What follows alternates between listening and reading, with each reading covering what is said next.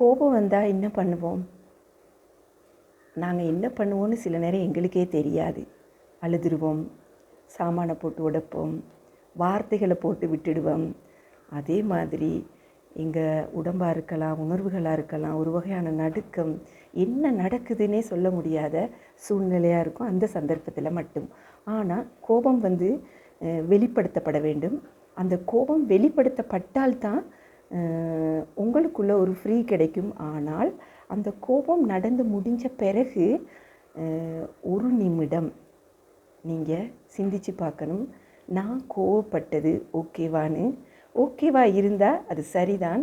ஆனால் நீங்கள் கோவப்பட்டதை அவர் பக்கமும் இருந்து உங்கள் பக்கமும் இருந்து ரொம்ப ஆழமாக நீங்கள் யோசித்து பார்த்தீங்களா இருந்தால் உங்களுடைய கோபம் தவறானது அல்லது அது தவிர்க்கப்பட வேண்டியது அப்படின்னு நீங்கள் புரிஞ்சு கொள்வீங்களா இருந்தால் மற்றவங்ககிட்ட கட்டாயமாக நீங்கள் சாரி கேளுங்க. கோபம் ஒரு அழகான உணர்வு.